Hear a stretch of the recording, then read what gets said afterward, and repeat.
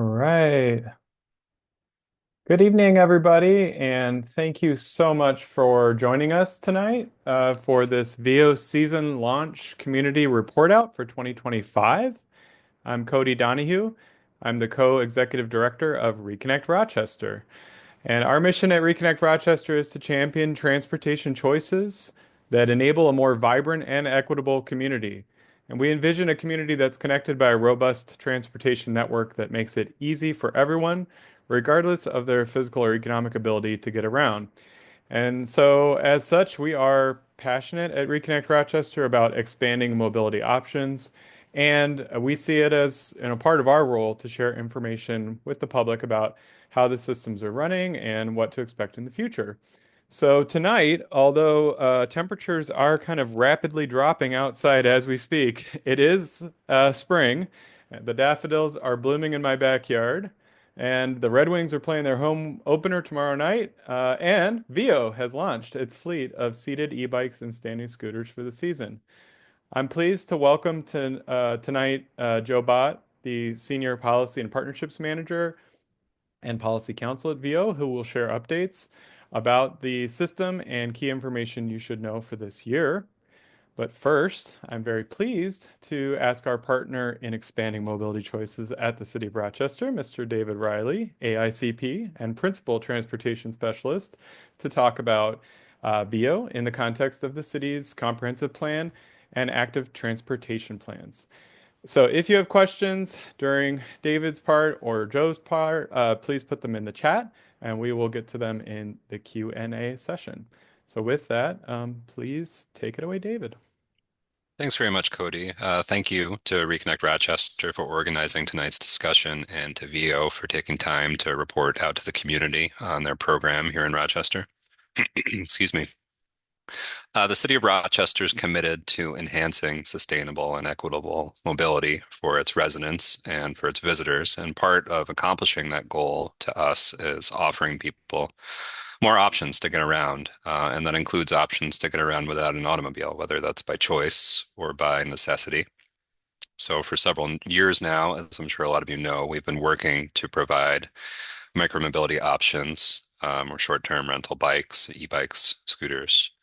And VEO won the city's most recent competitive RFP process for a micromobility operator back in 2023. And they started operating here in June of that year. And now they're into their second full season with us after that partial first season. So I think VEO's program has been noteworthy in a few different ways. It's dockless, which was new to Rochester when they started. Second, they've invested in a larger fleet than we've really ever seen here before in Rochester. Third, they employ a pretty robust team of local staff, local employees who are working to maintain that fleet and round it up and distribute it throughout our neighborhoods. And fourth, the ridership has really blown past all previous numbers we've seen here in Rochester. And Joe, I'm sure we'll talk more about that in a little bit. So I think clearly the program is finding an audience in Rochester, and we're just excited to keep working with VEO to continue building on it and improving it throughout this season and seasons to come. So I can turn it back over to you, Cody. Thank you. Okay, thank you, David. And a big shout out to Jason and the local team in Rochester who make sure the bikes are where they need to be. And so I'll just I'm gonna make Joe the presenter and the host, and then you can present your screen, Joe, once you get that power over to you. Awesome. Let's see if we can.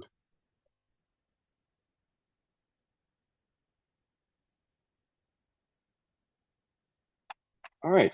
Can you all see that? Looks great. Great. Okay. Well, first off, obviously, big thank you to Cody, Mary, Henry, the whole team at Reconnect Rochester. We appreciate the invite to do this. We did it last year, and it was really great.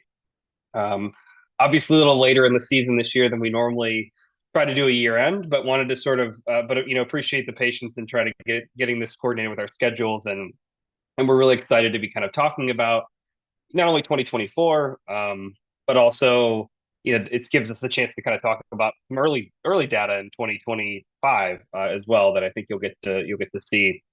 and those who are watching now, and also those who may watch this later after reviewing the recording. As Cody and David said, I'm Joe Bottom, a policy and partnerships manager at VEO. I sit in Cleveland, Ohio, and I have a small portfolio of markets that encompasses kind of the Midwest and Northeast.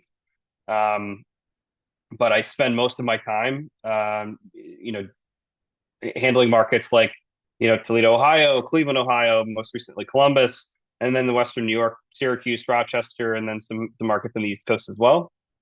It's been really great working with the city of Rochester, David Riley, and the whole Department of Environmental Services has been a great partner to us, and we're really proud of, I think, the program that is being built in Rochester.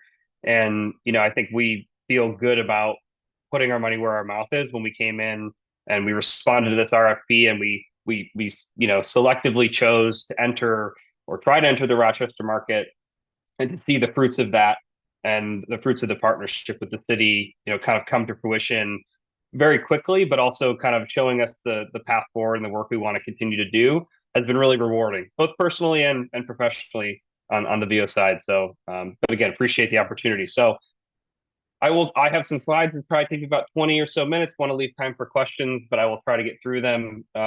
Cody, feel free if you see something in the chat. If it makes sense to stop me, by all means, I want to answer questions, but want to get to the data and information as well. So we'll get started. Okay, this is kind of the quick agenda. We'll work through this, but this is kind of the roadmap of where we're going. Introductions. If you're not familiar with VEO, VEO was founded in 2017 at Purdue University. We specialize in two things. One, diversified fleet options.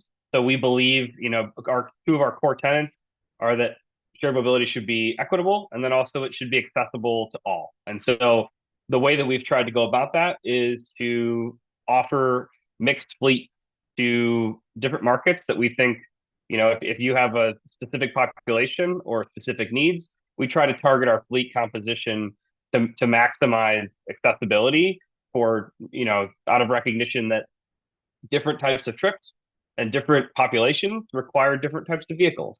And so in Rochester, we really leaned into a Class 2 e-bike to give a seated option as well as a traditional standing scooter. And we've seen a lot of success, which you'll see in terms of ridership, and kind of the breakdown when we get to that in a little bit.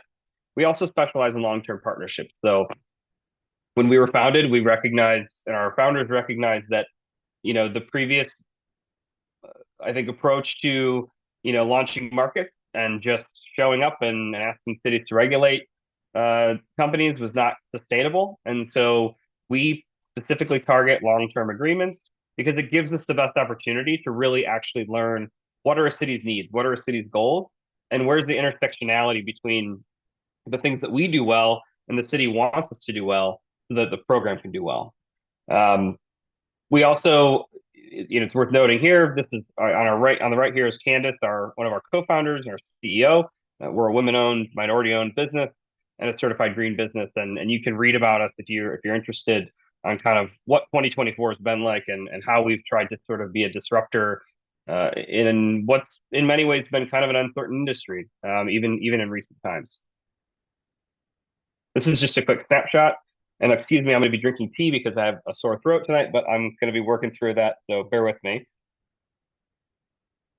This is a quick snapshot of our markets.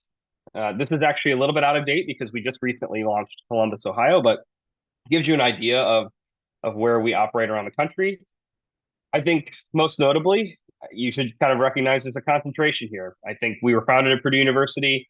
We were very much born and bred in the Midwest, and I think the Midwest, not to say anything of our colleagues on the West Coast or East Coast or Southeast, but Midwest, North, Western New York, very much our bread and butter in terms of the markets that we like to operate in and we do very well in. And I think that the Rochester data you'll see here shortly really depicts that. VEO fleet. If you're not familiar with our vehicles, on the left you have the Class 2 e-bike. That's our Cosmo. On the right you have the Astro standing scooter. This is just kind of a quick synopsis of the safety features on it. I think one of the things that really sets VEO apart is its hardware. And if you jumped on the back of one of our standing scooters to test the dual suspension, you sort of see that durability right away. But I think that the key here is that these vehicles are built with safety in mind from the ground up. The underdeck lighting is very bright. The features are meant to be sturdy. All of the wiring and things are meant to be, kind of enclosed. And I think that the nice thing that we have as a company is we're vertically integrated. So we build, design, manufacture our own vehicles, meaning that we don't have to rely on supply chain issues and things like that to get replacement parts, new brake levers, new grips, things like that. We're able to source those things and provide those things directly to our operations team so that we can keep vehicles out on the road and maximize the fleet uptime so that the riding season is longer and people can get more rides in and all those types of things. Want to quickly touch on staffing and maintenance. David mentioned this, but we have a local team, and fortunately, our operations manager Jason here is on the call this evening. Jason and his staff operate out of a warehouse in Rochester. We have upwards of around 25 or more employees locally hired in Rochester. That's technicians, mechanics. So those are the folks that are the day-to-day boots on the ground. Jason oversees them with an operations supervisor, and we staff 24/7. So we have all three shifts covered, days, nights, weekends. We have a team out there that's going out and rebalancing, moving the scooters around, addressing maintenance problems, retrieving vehicles for the public if there's, one's tipped over or is parked blocking a sidewalk or even just needs to be repaired because a piece is broken or swapping batteries and those types of things. And we're not just sitting at the warehouse waiting for calls, right? We're out actively managing the fleet every day. So the vehicles are being ridden and our team's out moving them to meet areas of demand so that, if you are a person who relies on shared mobility every day, that you can rely on a vehicle being in the locations that you need it. And if we're not meeting that, or if your experience has been inconsistent, please feel free to let us know, reach out to our customer service or to me or our team, and we'll be happy to take a look and make sure that if there's an opportunity that we're missing, or that maybe there's a high area of demand that we need to supply more vehicles to, we're happy to take that feedback and incorporate it into our operations anytime. So please feel free to share that with us or with the team at Reconnect. To give you an idea, our vehicles also self-report maintenance issues. So if there's a certain hardware failures or things like that, it automatically alerts our team to that, and our team then is assigned that task to go retrieve the vehicles. So we're not just relying on customers or members of the public or people telling us when there's issues. The vehicles will report those things to us in addition to, a customer if they have an experience with a vehicle and something needs to be repaired. And on top of that, anytime our team is out moving or rebalancing or shifting vehicles around, they're testing them on the spot to make sure that all the major components are functioning properly. I think one of the cool things that I was able to do this year was revisiting city goals. So I went back to the press conference that we had with the mayor, pictured here on the right, and ironically and I guess prophetically enough, we were inside during this press conference. If anybody remembers, because of the wildfire smoke that was happening during that time, and so we were here talking about clean transportation and energy during that, which was, as the mayor, I think, aptly pointed out, pretty indicative of the need for these types of things and this type of work. But all of that aside, I thought that the mayor's remarks at the press conference really echoed what his program goals were: enhancing mobility, increasing access and equity, helping with first mile and last mile connections, and sustainable transportation options. The bottom list, I won't read through all of them, but those are the city's goals that they listed in the RFP, the request for proposal that we replied to. And I think what you'll see when I move into the data portion of this is that our data is hitting and checking a lot of these boxes. Is it perfect? Are we hitting all these things to 100%? No, but I'm a personal believer in, are we making incremental progress? Absolutely. Are we making meaningful progress? Absolutely. And so and will these goals change? Will some priorities change, and will we learn lessons as we go? Also, absolutely. But I think we're really doing our best to build on our partnership with the city and to make sure that, yes, we want to run a sustainable and a profitable business that will allow us to stay in Rochester long term. We are, but we also are finding ways and through our partnership with the city to make sure that as we're doing that, we're also checking off the boxes and the goals that are most meaningful and impactful to the community. And so again, if there's feedback on those things, or there's additional things we should be thinking about as program managers and as people who are working in this, to try to make this program beneficial for Rochester, please let us know and feel free to share, and we'd be happy to take that feedback as well.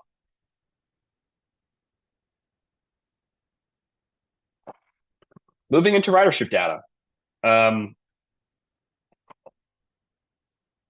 think they're bar blocking here. So 2024, I think we have some people in the waiting room according to my screen here. Jesse, add those, get out of the way.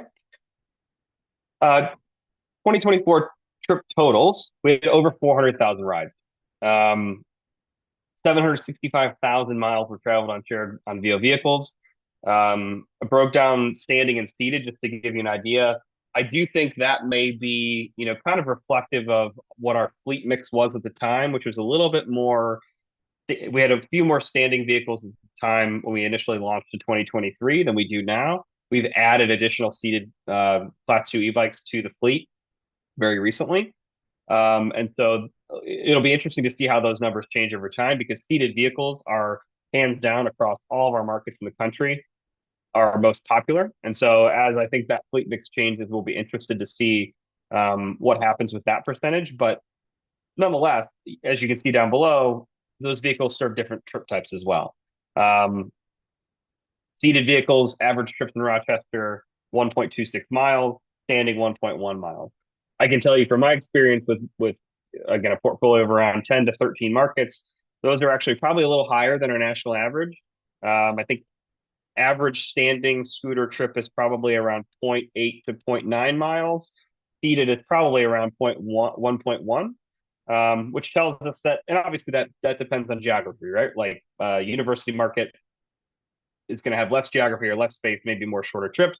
But in markets like, cities that have a little bit more space, Rochester, Syracuse, Cleveland, we see longer trips. And so it's always interesting, I think, to see the difference between how people are using them and how far they're traveling. Also, 5 million minutes spent on VEO vehicles just in 2024. So I think when you look at the previous sort of programs that have been here in the past, and what's been able to be accomplished really through, again, partnership with the city and their clear outlining of what their priorities and goals are, and how this program can work. I think we've really seen great results that we're super pleased with, particularly at least on the VEO side for sure.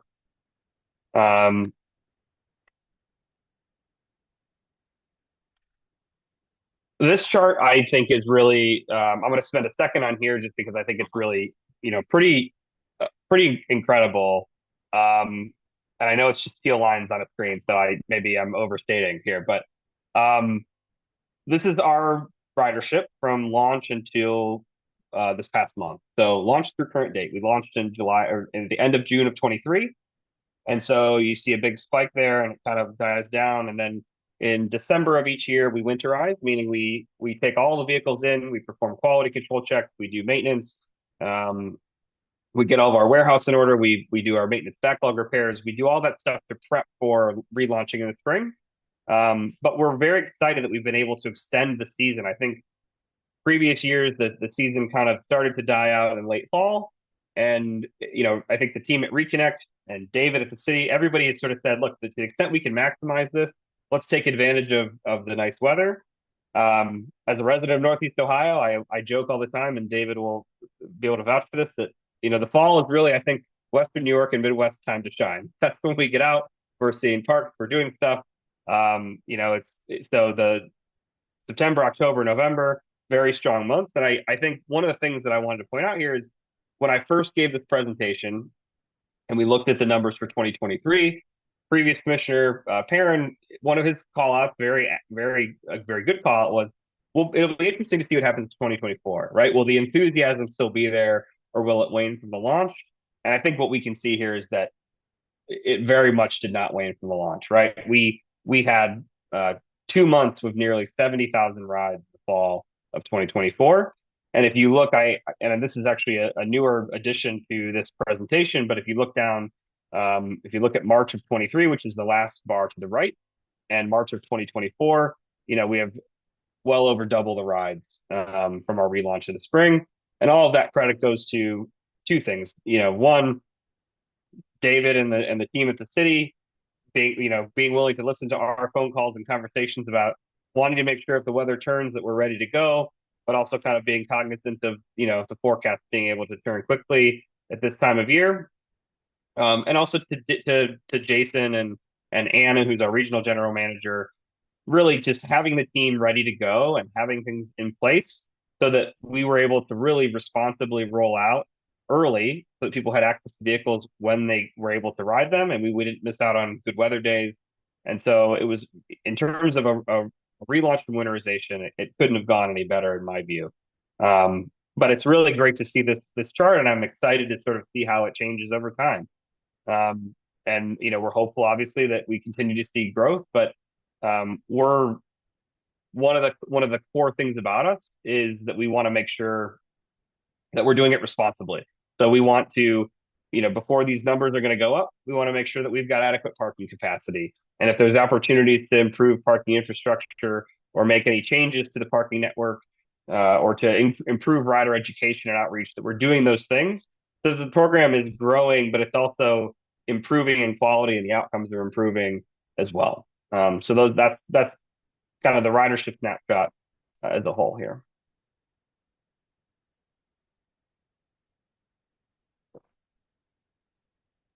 Turning to equity and accessibility, obviously two very important. They were in the mayor's listed goals. They were in the city's RFP. They're amongst our core, operational kind of who we are, core functions of who we are. And I think a lot of our data goes right to that. And so part of what I mentioned was that we wanted to see what's the intersectionality between the program goals and what our data is telling us. And so those first two stats, I think, really jump out. First off, 650 respondents in the city of Rochester to our annual rider survey. Rochester was one of the highest response levels in 50 plus markets nationwide. So good sampling of data. Nice to see good participation on that front. 58% of riders reported not having a driver's license. 50% don't own or have access to a vehicle. And so, when I think about transportation equity, one of the first things I think about is that level of mobility.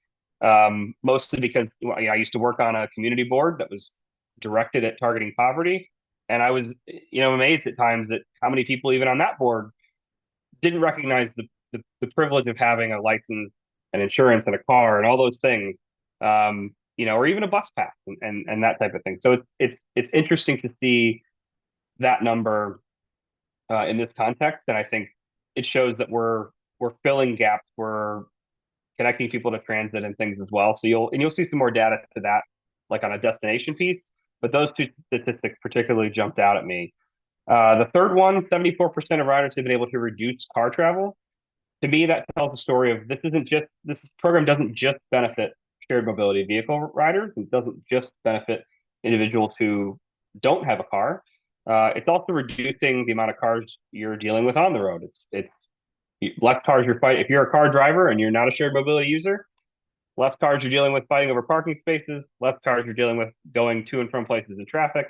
So less car pollution, all those types of things I think are indirect benefits. And that's why, we like to sort of point out this statistic as well. 22% of riders self-report having a physical condition or disability that limits their mobility. I'm going to pause here for a brief second just to say that this statistic is something we've been collecting over the course of a number of years. And it's really driven a new project, which is a new vehicle iteration that we're working on. We're driving to be one of the first or the first shared mobility company to have a self-balancing, fully accessible vehicle. It'll be a self-balancing tricycle. It's in the design process right now. We've done design charrettes with different communities across the country where we've just gotten feedback and said, here's our our stage 0 prototype. What works on this and what doesn't work for you? And we've gotten great feedback like, you put the throttle on the right. What if I can't use my right hand? Or that seat doesn't have a back, or how am I going to bring anything with me? Um, or how am I going to use this if I don't have a person with me to help me get on it? And so we've been really working to try to incorporate all that feedback. We've given some presentations at U.S. Department of Transportation about that vehicle, and we're looking to potentially roll it out in select markets to pilot it. And with all the details very much TBD in late 2025, but that statistic there has really driven that project, I think, in many ways, because when we say shared mobility should be accessible for all, if there's not a vehicle that's accessible for more people than just a seated traditional bike or a seated scooter, then you know we're leaving out large percentages of populations of different abilities and different disabilities. So wanted to highlight that as well. Lastly, the age ranges you see at the bottom are Rochester specific. All of this data is Rochester specific, but the thing that stands out to me is and maybe this isn't the myth amongst Rochesterians who've had shared mobility programs before or bike programs before, but I think it's always interesting to dispel the myth that this is just a young person thing, right? I'm, I'm in the 35 to 44 range, well represented. 1.5%, 55 and over. I think this is a pretty diverse swath of the population. I think if we were able to break this down by vehicle type, I would suggest that the standing scooter would probably be the preferred option of 18 to 24 only, and that every age group after that would probably choose seated vehicles. But nonetheless, I think a very broad age range of usage here, which is pretty cool to see. And then after we talk about this is kind of the who, I think we sort of shift gears here and talk about kind of like the where and the why. Where are people going? And I think what our data tells us is that the vast majority of trips are either ending at home, work or school, or public transit. Um, yes, there's people that take trips for appointments, that take trips for fun, to go to dinner, to go to entertainment, to go to shows, but the vast majority are for core transportation or core functions, commuting to and from work, to and from school, or public transit. In 2023, we know that I think our data told us that at the time, in the tens of thousands of trips started or ended within zero point 0.1 miles of an RTS station. RTS Transit Center was one of our top destinations in 2023. I'm assuming it also was in 2024, but I wasn't able to pull that specific data. Um, and then 10% of rides replacing single car trips. So I think again, this is one of those that regardless of whether you're a shared mobility user, if people are replacing single car trips and you're a car driver, that's reducing congestion and at least indirectly increasing bike pedestrian safety and even other motor traveler safety. There is a question in the chat. Is Rochester in the running to be a test market for the new accessibility vehicle? Great question. So I will say this: none of them have been ruled out. Um, it really probably will just come down to um, it won't be my decision. I'll say that, but I think it'll probably come down to a number of factors that we'll have to sort of figure out. I'll put it this way: if there is a particular use case, I know we've had a couple of markets or at least one market that was attempting to achieve an AARP aging in place certification, and they had sort of specific needs that they were outlining to us where we did the charrette. That was interesting. So if there is any type of unique or even just circumstances you'd be willing to share with us about why Rochester would be a good pilot market. I mean, in addition to obviously, everybody likes to be the first, and I like for my markets to be the first to do things. Um, but if there's an interesting use case, please let us know. I'll make the case. Certainly, I'm sure David would as well. But yeah, I appreciate that question.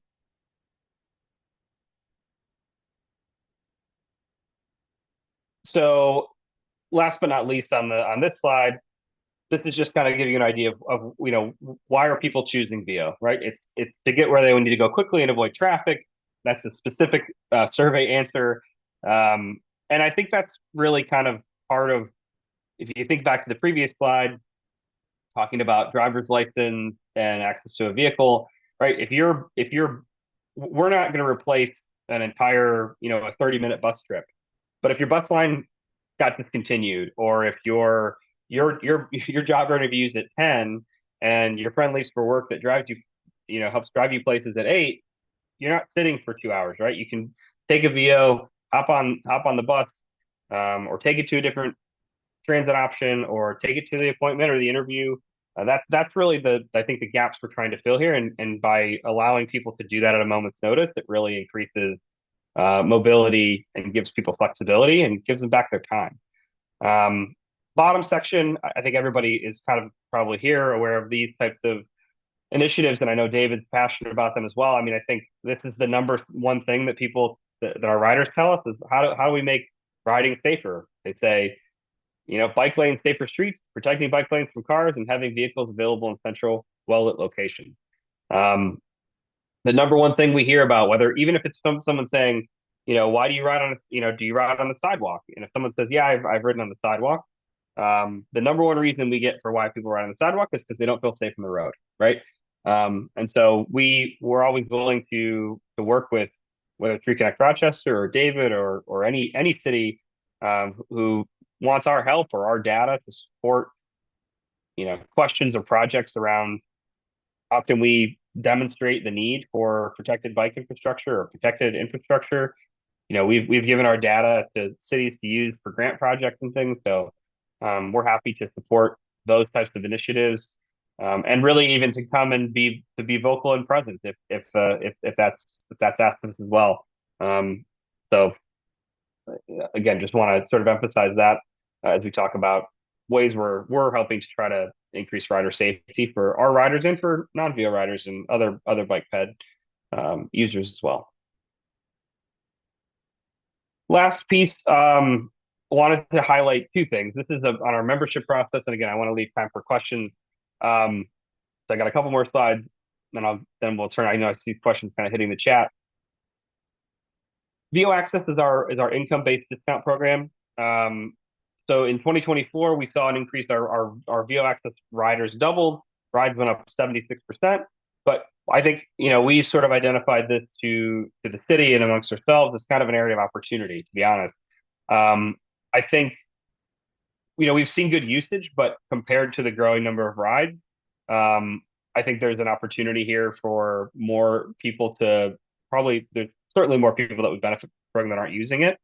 And I think there's a lot of different factors in that, and maybe one of them is kind of tied into our community outreach stuff that I'll talk about in the last slide, which is, to the extent that there are wraparound service providers or, workforce development groups or places that have individuals or friends or family who would benefit from this, but frankly, don't need another thing to do or don't need another task to complete like that.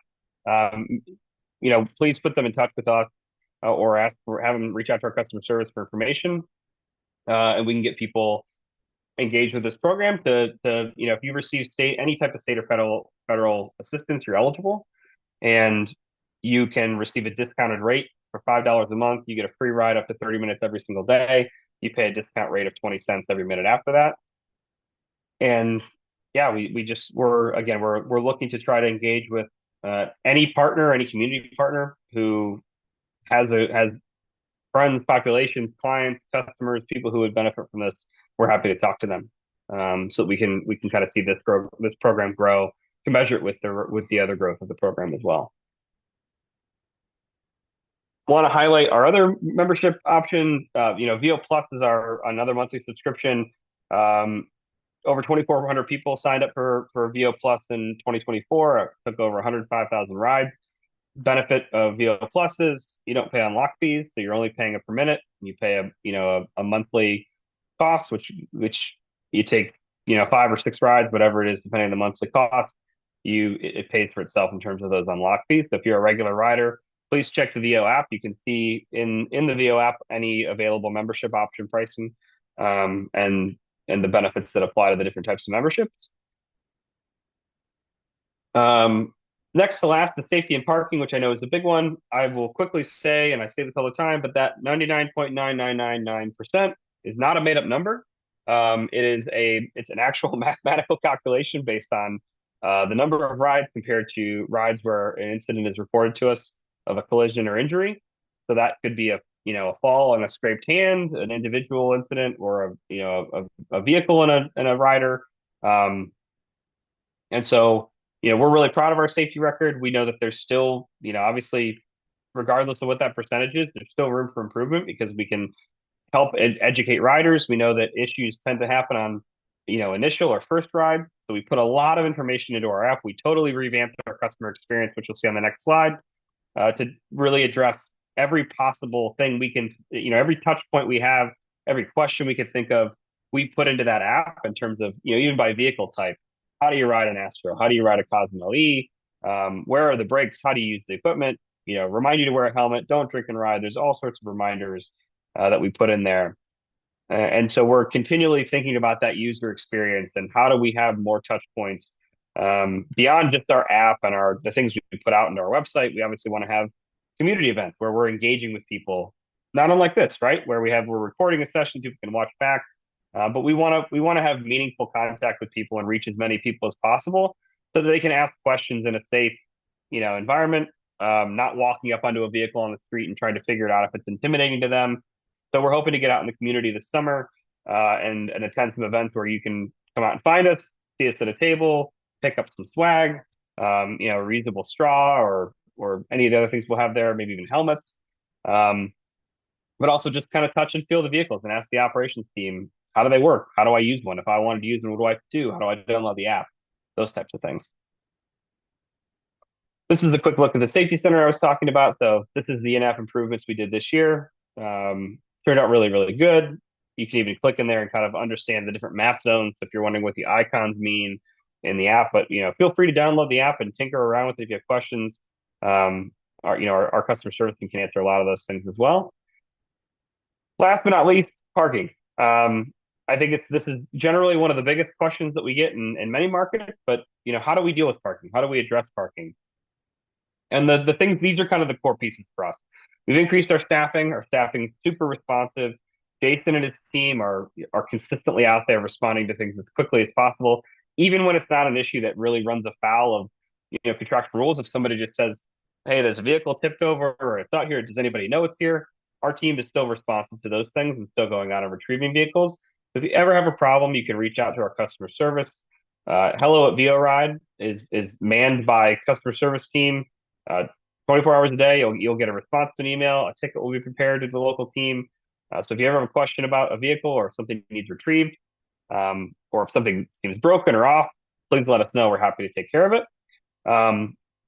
We also have seen a decrease in obviously 162% increase in rides, decrease in complaint frequency. So to us, that tells us that people are learning about the program and there's less questions and unknowns, but also that we're continually trying to improve our efficiency and operations as well. We've also made some technology improvements that are going to make parking better and easier and more interactive for users and more instructive.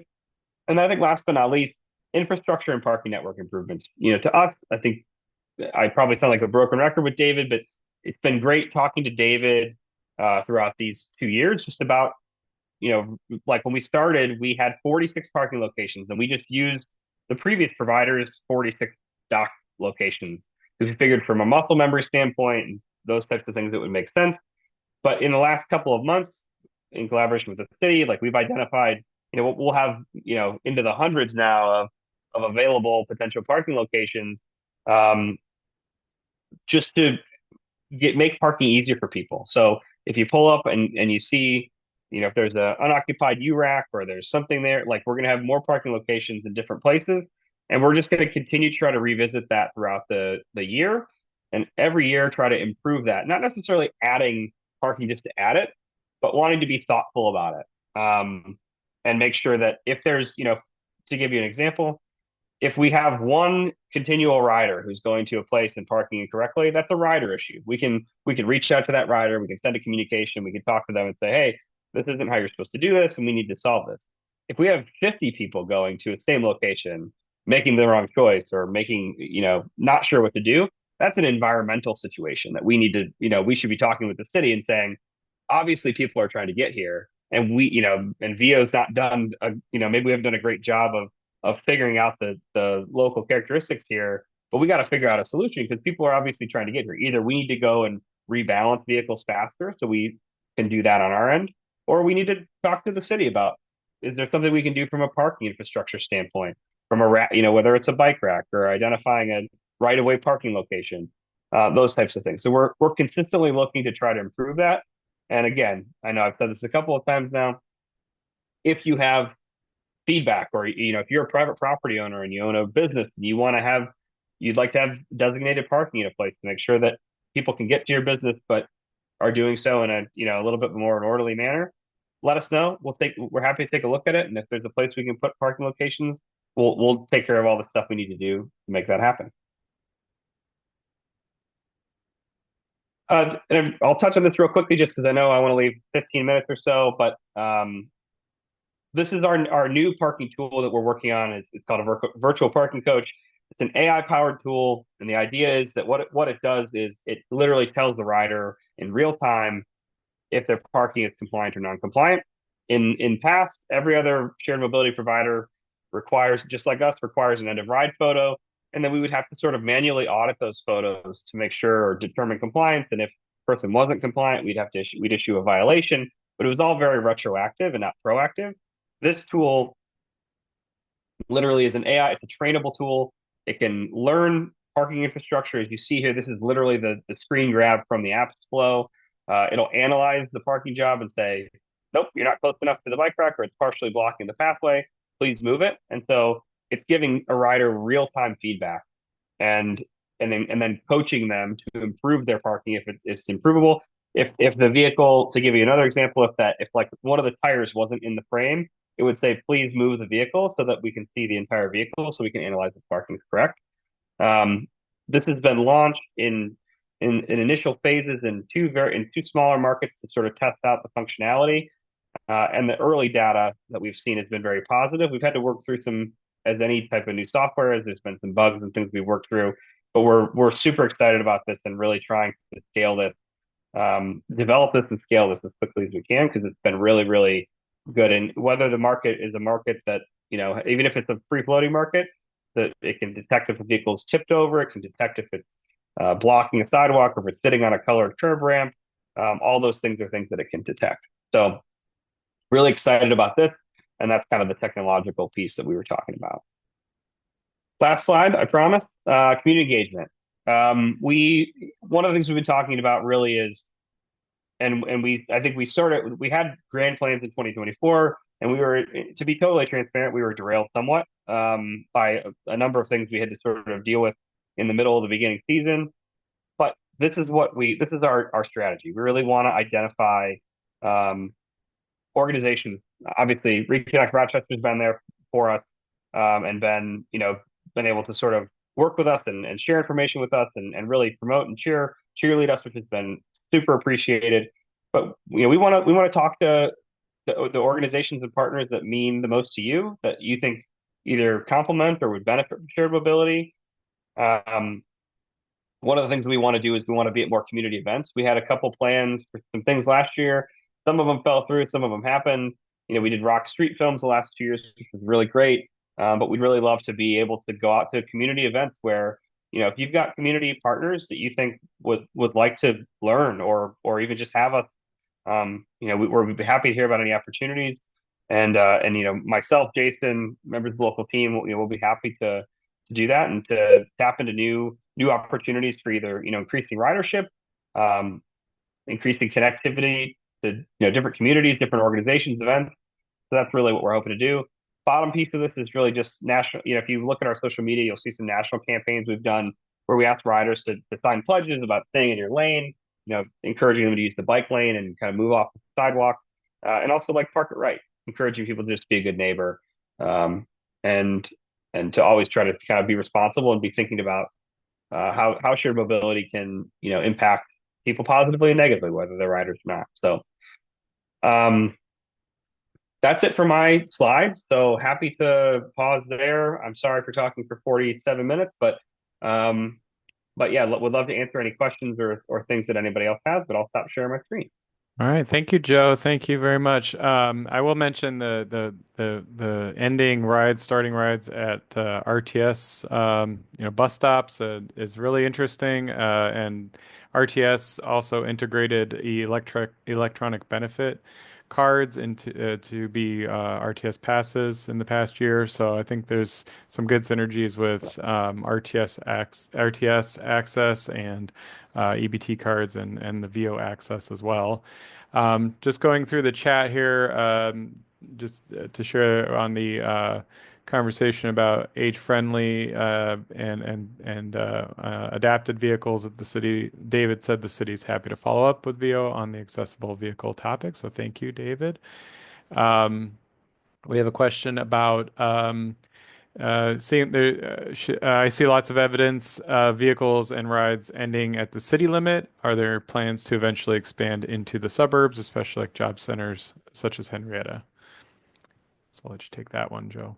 Yeah, that's a great question. I'll say this, obviously our permitting contracting partner is the city of Rochester, so that's our priority. But I don't think we would have any sort of if there is a transportation need that makes sense, and there's a willing partner to have a conversation with us about, hey, it doesn't really make sense that people can't get to this thing that's 50 feet over the border. We're happy to have that conversation. I will say this that as many of you probably know, sometimes it's not always as easy as we think. Like if you have to get a different government agency involved, um, just to travel 10 feet across the road that they own could require a whole different, right? It introduces an entire new group of partners. I'm a former city attorney, so I won't disparage lawyers, but like it involves lawyers, legal teams, all those types of things that requires navigating that. But we're happy to have that conversation because it transportation in reality is not really governed by lines on a map, right? And really, second, I think that it's I don't know. I think it's something we can certainly figure out, and also helps us solve a problem of like the kind of when people ride them to the end of the service area and they don't realize it, they tend to sort of just leave them there. And if there's not a parking location, what we've done in some cities where we haven't been able to engage in that level of partnership with the sort of adjacent or contiguous jurisdiction, we put in like a parking location there just to try to encourage order at borders, basically. Um, yeah, Mary, Yeah. that was not intentionally, really, that was on the spot. But we we've we've really been trying to like solve that right kind of ride Listen. and drop thing. Mhm. But I would just say briefly, our previous operator, Hopper, operated through an agreement with RGRTA, the transit authority for the region. So it was a little bit different and easier for, I think, municipalities in the RGRTA area to plug into that system if they wanted to than it is here, where RGRTA kind of got out of directly operating micromobility programs, and we issued our own RFP. So the landscape has changed a little bit from what it was a few years ago. yeah, and we've done something similar in Syracuse with Centro. But so it just depends on kind of what that jurisdiction. So I would say that, and I'm certainly David and I and or Cody, and if we have connections with people or those jurisdictions, and there's a situation again that makes sense, we're happy to have the conversation. We don't have any, but I guess to directly answer the question, we don't have any plans at this point to expand. But we're certainly open to having the conversation if there's one that ever makes sense. Speaking of parking and parking places, Jesse is wondering if there are preferred parking locations, such as, if you leave the bike at a certain parking location, they might get a credit. Yeah, so we have done this in some places, Jesse, and we call it Lucky Hub, where we'll kind of give like, either a discount or get your unlock fee back or a percentage. We haven't done this in Rochester in some respect because we didn't really have enough data at the time to identify like where some opportunities would be. We were really kind of more focused on building out the parking network. Like I said, we started with 46 locations in the entire city. And so we've really been kind of like more focused, I'd say, on like rapidly expanding that. And then but I do think, and I do we have some ideas, of general parking things like daylight zone parking that things we've kind of talked about and floated between the city about um, ways to add additional parking capacity and solve illegal car parking problems and things. But to answer your question, we I don't think we've implemented any in Rochester yet because we tend to leave that for, you know, I would say trying to use it as like a carrot incentive for a problem area. Because if we just kind of like put them in random spots that doesn't make sense, then we're not really positively influencing anything. We're kind of just it may be a little sporadic and not as predictable for the like rider much, oh, I got my dollar back. Oh, cool. But I don't we're not really impacting that behavior.